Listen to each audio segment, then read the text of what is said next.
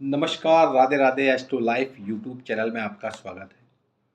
मैं एस्ट्रो अनिल। आज हम बात करते हैं कुंडली में ग्रह दशाएं।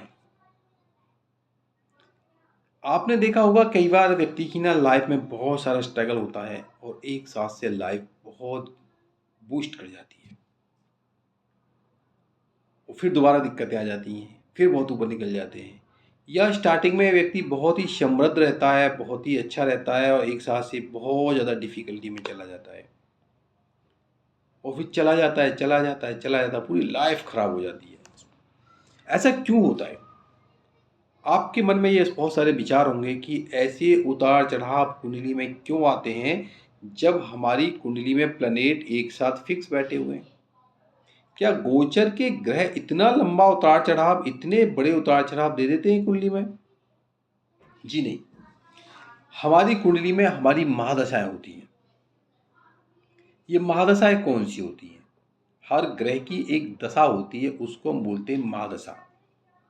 महादशा के बाद में अंतरदशा, अंतर के बाद में प्रतांतर दशा, ये सब चलती रहती हैं। इनके ही गोचर होने से, इनके ही चलने से हमारी लाइफ में उतार चढ़ाव आते रहते हैं।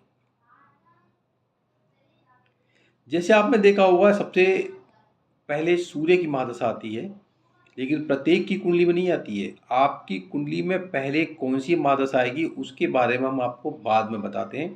पहले ये जान लेते हैं कि इनका क्रम क्या होता है। सूर्य की महादशा 6 साल की आती है, उसके बाद आती है चंद्रमा की 10 साल के लिए, चंद्रमा के बाद आती है मंगल की 7 साल के लिए, मंगल के बाद आती है राहु की 18 साल के लिए, राहु के बाद आती है गुरु बृहस्पति की 16 साल के लिए, गुरु बृहस्पति के बाद आती है शनिदेव की 19 साल के लिए, शनिदेव के बाद आती है बुध की 17 साल के लिए, बुध के बाद आती है केतु की 6 साल के लिए, केतु के बाद आती है शुक्र की 20 साल के लिए और शुक्र के बाद फिर दोबारा कर सूर्य की आ जाती है 6 साल के लिए।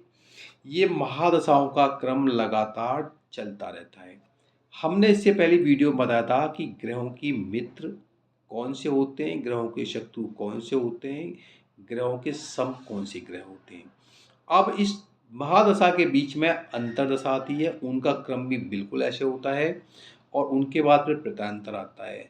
अब जब महादशा के साथ में उसके मित्र का अंतरदशा आती है तो समय अच्छा चलेगा और भी अच्छा चलेगा। लेकिन जब महादशा के साथ में उसके शत्रु की अंतर्दशा आती है तो प्रॉब्लम हो जाती है।